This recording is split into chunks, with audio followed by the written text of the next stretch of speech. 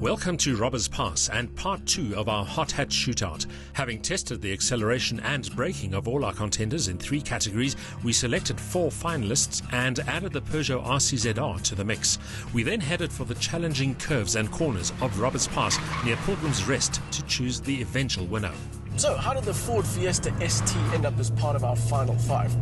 Well, the VW Polo GTI just didn't feel as nimble as this car. The Opel Corsa OPC Nürburgring edition has got massive power and proper grown-up performance parts, like a limited slip diff, but it's also massively expensive. And the Peugeot 208 GTI just didn't quite measure up to the rest of the cars in its class. But the thing about the Fiesta ST is that it will deliver with as much enthusiasm as the driver cares to throw at it, and it's always an immense amount of fun. And just how much fun the Fiesta really is became obvious on these twisty sections where the little Ford always felt sure-footed and up to the challenge. It has the reactions and the enthusiasm of a pucker hot hatch and never fails to entertain, while a comfy, sporty interior and just enough visual excitement add to a convincing all-round package. The BMW M135i is a far posher car, but the secret of its performance success lies in the focused simplicity of its configuration. The inclusion of the BMW M135i in our top 5 comes as a bit of a surprise, even to us, and I mean we've been involved with this performance test right from the outset. If you look at the list of contenders, the obvious choice in this segment would probably have been the Mercedes-Benz A45 AMG. I mean 265 kilowatts and all-wheel drive means it should really be the top dog. But as it turns out, the fact that BMW keeps it really simple benefits this car tremendously. The formula, quite simple then. A powerful engine up front, rear-wheel drive, a 6-speed manual gearbox, 235 kilowatts on the wheels, and the result is a car that is absolutely magic. Quite challenging when you start pushing hard, but then that's what you'd expect of a performance car. Still a lot of refinement on offer as well, a lot of luxury. It is a premium car, but when you start going with this car, it responds with such visceral excitement and pleasure that you can't help but having a big grin on your face.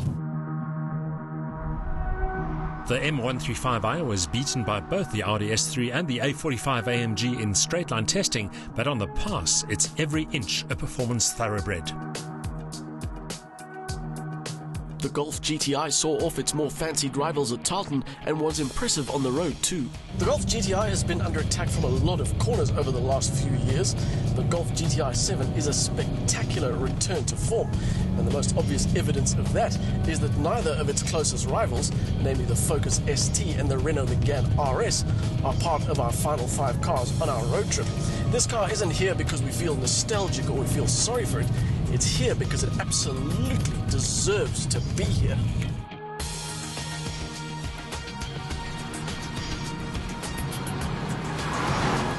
And that's not only because of its athletic prowess in straight line terms, or because it's so agile and composed, but because it's a great all-rounder. Add a styling package that's understated but still unmistakably GTI, as well as a spacious and practical cabin, and the Golf has to be one of the real favourites for the overall title. Talking of favourites, the new Audi S3 is an easy car to like and an easy car to drive fast, and I mean really fast. There are a couple of compelling reasons why the Audi S3 should be in the top 5 of our performance shootout, and part of the reason is just how well it handles the twisties. The car feels so composed that it's almost on rails, never mind how hard you drive. The Quattro system works particularly well here, and it creates a feeling of neutrality. There's none of that nose-pushing wide feeling. Of course, it is also really, really quick. The quickest car, in fact, in a straight line in this test. And you might ask why we chose this car as opposed to the Mercedes-Benz A-Class. I mean, there's quite a big power difference here. We're talking about 206 kilowatt maximum power in South African spec, the international car 221 kilowatt. But I also have to say that even though the Merc has 265 kilowatt, this car just makes much better use of the urge on offer. However, the talents of the S3 are so lofty that it flatters the driver, and to explore and enjoy its limits, you have to drive it with a level of intent not many owners will want to or be able to muster. To their credit, all our finalists revelled in being thrashed through the sweeps, turns and corners that make Robbers Pass a perfect proving ground. The fiery Ford Fiesta ST, the entertaining BMW M135i, the composed VW Golf GTI, and the super rapid Audi S3 all vindicated their finalist status. But first, let's find out how the Peugeot RCZR shaped up. As a coupe, the Peugeot didn't form part of our hot hatch shootout, but it is the French brand's most powerful production car ever, and this example is the only one in the country, reason enough to bring it along for the ride. When you see the Peugeot RCZR, you think to yourself, that car looks the part. It's flat on the ground, it's got awesome wheels and that clever double roof thing. But then that impression is undone when you hear it's got a 1600 motor, but the engine is one of the best things about this car. It's a bit laggy low down, but once you're up to speed, it's just so strong. In fact, it never feels like a 1600. You soon get used to balancing clutch and throttle to counteract low-down lag, and once it's on song, the turbo mill never runs out of steam. There's a nice fat slice of torque in the mid-range, and the urge is sustained all the way to the red line.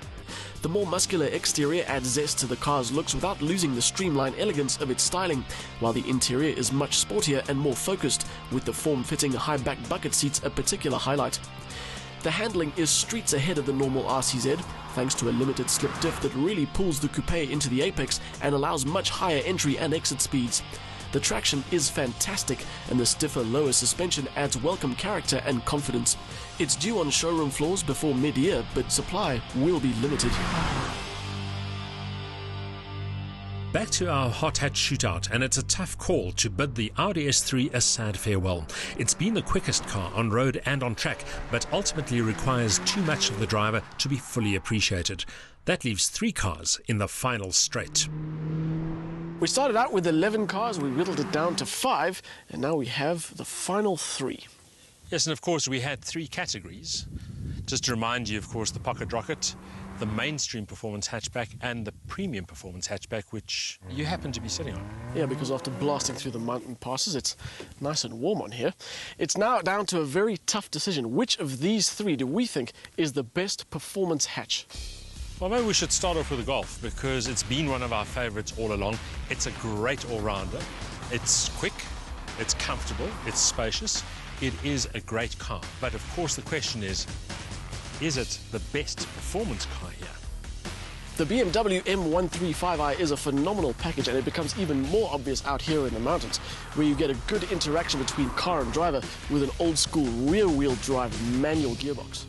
But then we end up with this little machine, despite the color, and despite the fact that it's the smallest and the cheapest car in our lineup, it is probably the best from a fun factor perspective. This is a car that never fails to make you smile while you're driving it. It always gives you more than you think it will, and the harder you drive it, the better it gets.